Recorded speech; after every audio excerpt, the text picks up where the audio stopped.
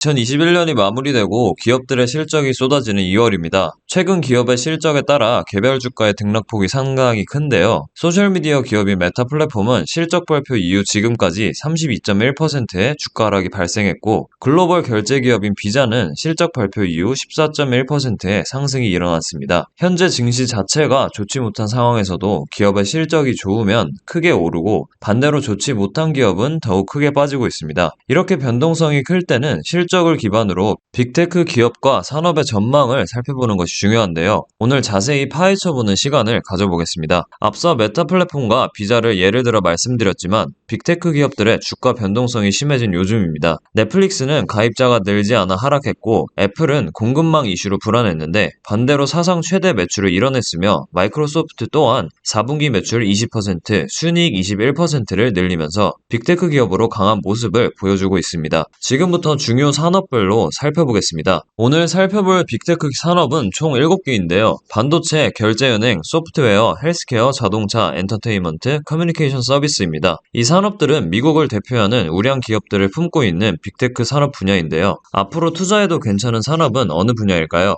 7가지 빅테크 산업을 대표하는 기업 각 2개씩 선별했습니다. 반도체에서는 TSMC와 퀄컴, 결제은행에서는 비자와 JP모건, 소프트웨어에서는 마이크로소프트와 포티넷, 헬스케어에서는 존슨앤존슨과 유나이티드 헬스케어 그룹, 엔터테인먼트에서는 넷플릭스와 월트 디즈니, 자동차에서는 테슬라와 GM, 마지막으로는 커뮤니케이션 서비스에서 구글과 메타 플랫폼입니다. 대표하는 기업들의 지금 상황을 분석해보면 기회인 기업과 위기인 기업이 눈에 들어올 겁니다. 그럼 자연스럽게 유망한 산업이 어딘지 알 수 있겠죠? 기회와 위기 기업을 선별하는 기준을 5가지로 정했습니다. 첫 번째는 실적 개선에 성공한 기업인가입니다. 최근 실적에 따라 주가 등락폭이 크게 일어나고 있으니 4분기 실적 개선을 첫 번째로 보고, 두 번째는 최근 3년간의 실적을 보면서 성장하고 있는 기업인지 살펴보겠습니다. 세 번째는 52주 고점 대비 하락률을 보면서 주가 방어를 얼마나 잘하고 있는 기업인지 보고, 네 번째는 영업 현금 흐름을 보면서 기업의 현금 파워가 얼마나 되는지, M&A와 기업의 몸집을 키우기 위한 자금이 충분한지 보겠습니다. 마지막 5번째는 자사주 매입을 꾸준히 하는 기업인지 보면서 주주 친화적인 기업인지를 살펴보겠습니다. 이렇게 5가지 선별 기준 항목에서 앞으로 소개한 7가지 빅테크 산업의 14개 기업을 분석해 보겠습니다. 첫 번째, 실적 개선에 성공한 기업인가 보겠습니다. 21년 3분기 대비 이번 4분기 기준으로 매출과 EPS가 개선됐는지 보겠습니다. 매출을 먼저 보면 JP모건 빼고는 전분기 대비 실적이 향상된 모습을 보여줬습니다. 매출이 기업의 외형이면 내면을 보려면 EPS 주당 순이익을 봐야겠죠. EPS 전분기 대비 좋지 못한 기업이 5개나 나오는데요. JP모건, 존슨앤존슨, 유나이티드 헬스케어, GM, 넷플릭스입니다. 헬스케어 분야가 4분기 좋지 못했네요. 좋은 실적을 낸 기업을 보면 TSMC, 퀄컴, 비자, 마소, 포티넷, 테슬라, 디즈니, 구글, 메타 플랫폼입니다. 두 번째, 성장하는 기업인지 최근 3년간의 실적을 보겠습니다. 2019년부터 2021년까지 매출이 우상향하는지 살펴봤는데요. 2020년 코로나 때 하락했다 반등을 성공한 기업은 세모를 표시했고, 반등에 성공하지 못한 기업은 JP모건, GM, 디즈니입니다. 디즈니는 리오프닝주로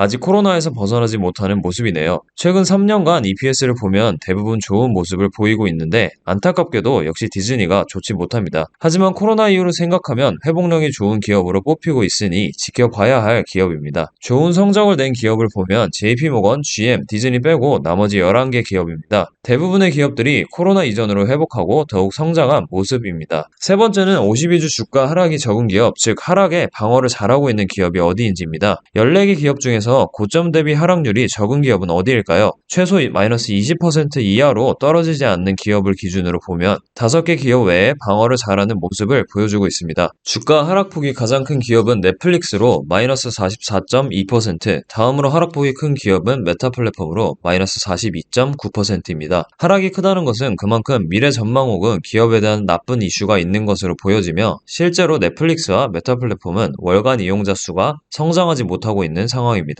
네 번째는 영업 현금 흐름이 늘어나고 있는 기업인지 현금 파워를 보겠습니다. 최근 현금을 가지고 M&A를 하는 기업들이 속속들이 나오고 있는데요. 기업들의 현금이 최근 3년간 증가 추세인 기업이 어디인지 보겠습니다. 대부분의 기업이 증가 추세이며 세모로 표시한 것은 코로나 때 줄었던 기업으로 다시 2019년 이상으로 증가한 기업입니다. 회복하지 못한 기업이 딱 3개가 있는데요. GM, 넷플릭스, 디즈니입니다. 여기까지 보면 문제 있는 기업이 계속 비슷하게 문제를 일으키고 있는 것이 보이죠. 조심할 필요가 있습니다. 마지막 5번째는 자사주 매입으로 주주 친화적인 기업인지 살펴보겠습니다. 최근 3년간 자사주를 꾸준히 매입하고 있느냐를 살펴봤더니 생각보다 자사주 매입을 멈추거나 하지 않고 있는 기업이 많았는데요. 빨간색으로 표시한 TSMC, 포티넷, 존슨앤존슨, 넷플릭스, 디즈니, 테슬라, GM입니다. 여기서 존슨앤존슨은 꾸준히 자사주 매입을 해오다가 2020년 코로나 이후로 자사주 매입을 멈췄습니다. 보통 자사주 매입을 통해 주식수가 줄어들게 되면 주당 순이익도 좋아지고 주식 희소성도 발생해 주가가 좋은 영향을 끼치게 됩니다. 지금까지 7가지 산업에서 14개 기업을 가지고 5가지 기준으로 분석을 했는데요. 정리해보겠습니다. 최근 분기 실적에서 좋지 못했던 기업이 5개가 있었고 최근 3년간의 실적으로 봤을 때는 3개가 있었고 52주 고점 대비 하락률이 마이너스 20 이상인 기업은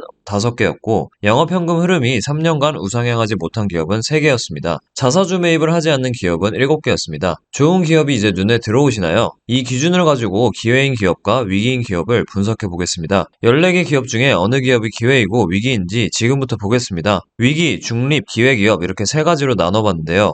우선 5개 모두 동그라미를 받은 기업은 마이크로소프트, 구글, 퀄컴, 비자입니다. 이 기업들은 실제로 실적도 좋았고 주가 방어도 잘하고 있는 기업들입니다. 동그라미 3개에서 4개를 받은 기업은 중립으로 TSMC, 포티넷, 유나이티드 헬스케어, 메타플랫폼, JP모건, 존슨앤존슨, 테슬라입니다. 중립에 있는 기업들은 미래 전망 혹은 기업이 어떻게 하느냐에 따라 주가 상승 모멘텀이 충분히 있는 기업들입니다. 마지막 위기에 있는 기업들은 넷플릭스, 월트 디즈니, GM이 있습니다. 이렇게 보니 같은 산업인데도 다른 길을 가는 기업이 존재합니다. 왜 그럴까요? 바로 뒤에서 살펴보겠습니다. 중립과 위기 사이에 있는 산업들을 살펴보겠습니다. 결제와 은행 산업을 보면 비자는 5가지 모두 좋은데 JP모건은 실적이 좋지 못한 것을 알 수 있습니다. 결제 서비스 산업은 전망이 좋을 것으로 예상되는 반면 은행 금융 쪽은 그렇지 못한 모습으로 볼 수 있겠습니다.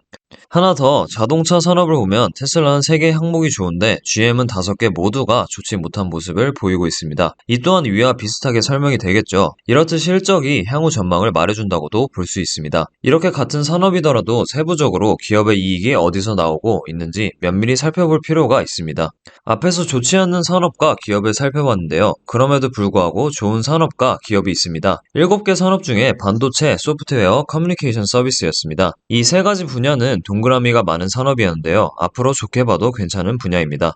실제로 유망한 산업인지 반도체와 소프트웨어 관련해 기사를 찾아봤습니다. 반도체는 EU 58조, 미국 62조 투자를 하겠다고 나섰는데요. 반도체 패권 전쟁이 더욱 치열해지고 있습니다. 이 말은 앞으로 반도체 산업이 더욱 좋아질 것이란 반증이 되기도 하겠죠. 우리도 관심을 가져야겠습니다. 소프트웨어는 최근 세계 최대의 네트워크 장비 기업 시스코 시스템이 빅데이터 분석 업체 스플렁크에 200억 달러 규모 인수 제안을 한 것으로 화제가 되고 있습니다. 마이크로소프트 또한 사이버 보안 업체 맨디언트 인수를 고려 중인데요. 요즘 사이버 보안 관련된 이슈가 커지면서 소프트웨어 기업들의 인수 소식이 자주 들려오고 있는 상황입니다. 반도체만큼이나 소프트웨어 산업도 유망한 산업으로 우리가 지켜보면 좋을 분야입니다. 지금까지 위기와 기회의 기업들을 살펴봤는데요. 투자에 도움 되셨나요? 여러분의 성공 투자를 응원합니다.